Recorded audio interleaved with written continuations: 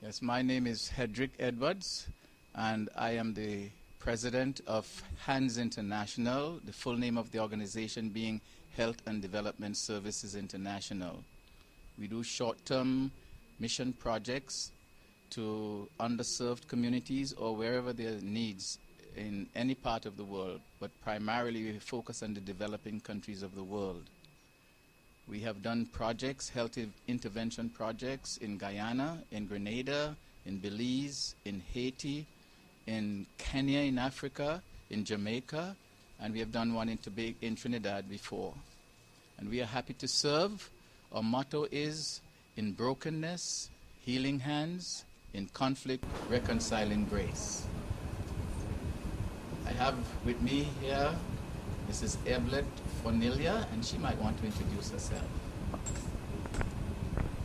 Hi, I'm Evelyn Fornelia, Principal San Fernando SDA Primary, and we have linked with the University of Southern Caribbean and HANDS International for a children's health screening project, Nip It in the Bud.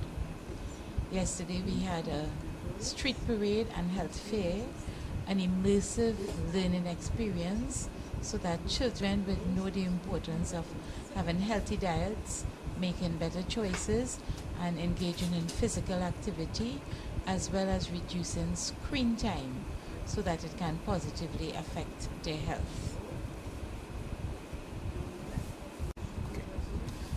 Basically, what we are addressing, we do short-term mission projects, and hopefully it's not a one-off thing, but we really like local entities to take ownership, because we can't remain there every year. We come from California, we come from all over the world. Our volunteers get together, they have a common vision and a common mission to care, but we hope we can stimulate interest enough and have local people who are very capable to carry on after we have given an initial boost to a project. Our projects are really designed to empower local people. And the reason why we are in Trinidad, one of the main reasons why we are in Trinidad at this time, is to address a problem which the entire society seems to be becoming increasingly aware of, the problem of diabetes. Did you know that of all the nearly 300 countries in the world, Trinidad has the second highest death rate from diabetes? And it is also said that 1 out of every 4 primary school child in this country is overweight or obese. And that's a major risk factor for diabetes. So we have a national crisis. And the natural history of diabetes is very, very daunting. We are talking about complications that can arise unless there's some intervention. And it's not that we have given up hope for the older folks, but habits, lifestyle practices that have been once established are very difficult to break. The best place to invest our time and our resources and expertise is when they are young. We want to nip this thing in the bud, and that will transform society and improve the health and well-being of the society as a whole, as well as reduce suffering and the other things that go along with diabetes. So yes, we have been doing this, and I'm very grateful for Mrs. Fornelia. I have known her for some time, and her family. She's a highly motivated person, and it is because they invited us to come. In fact, USC first invited us to join them. We don't just come in and take over and say we are so capable and knowledgeable, we are from America, we can do anything. If there's a need and local people feel that we can assist, then we are happy to respond.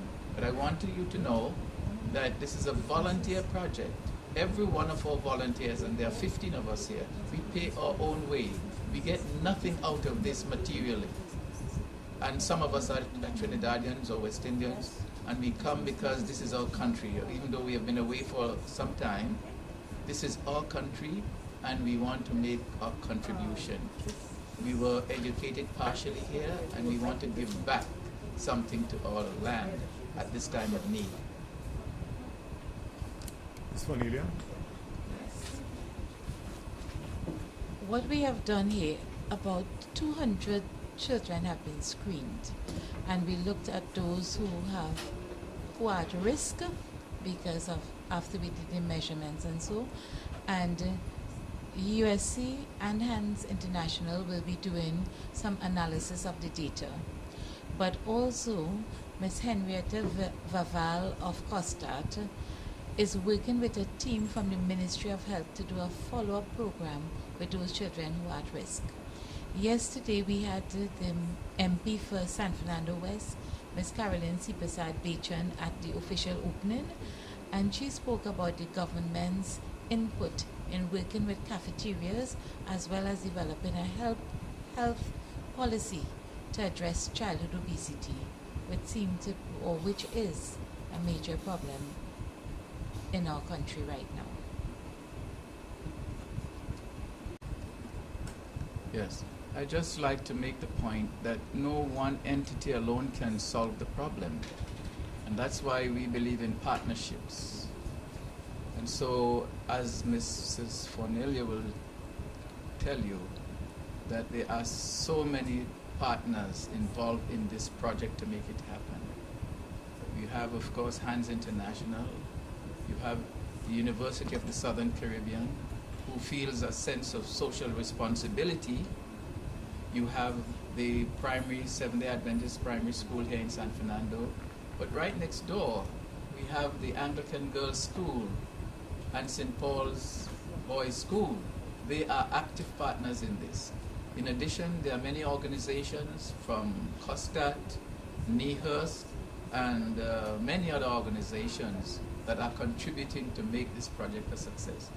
See, if all of us can work together, then using our individual expertise, we can put together a comprehensive program that can have a powerful impact on society.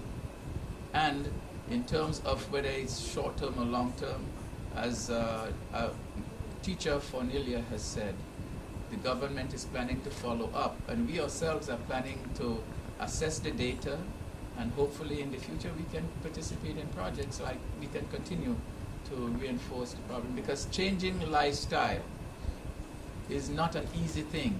It requires tremendous commitment and reinforcement. And one more thing, this afternoon at 3 o'clock, from 3 to 5, we'll be having a parent-teacher forum.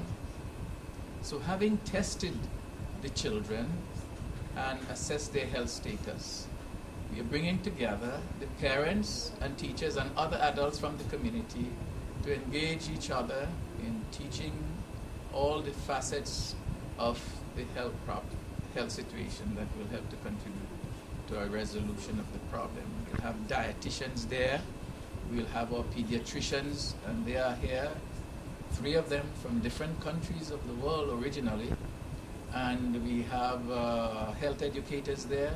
All of them are going to meet together, and we are going to discuss how we are going to deal with this problem from family point of view, from the school point of view, and of course from the nation's point of view.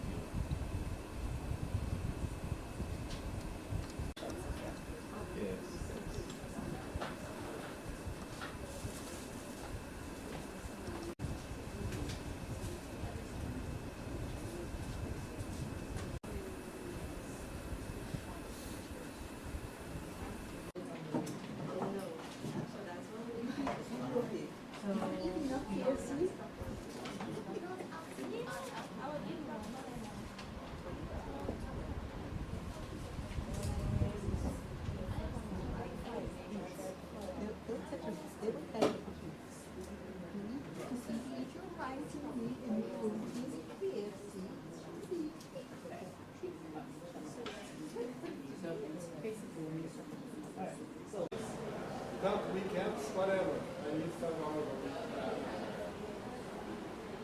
I don't have it. You might have it. You might not remember that. That's the challenge, okay? At least that we can.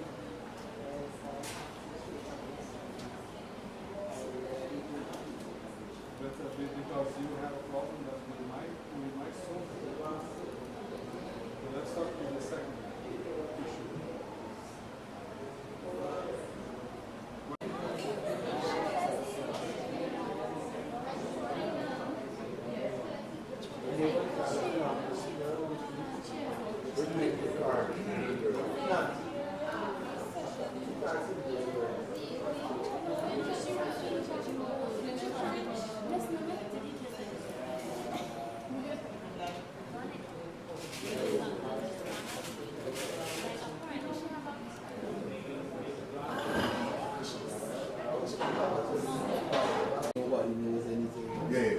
start off on that one.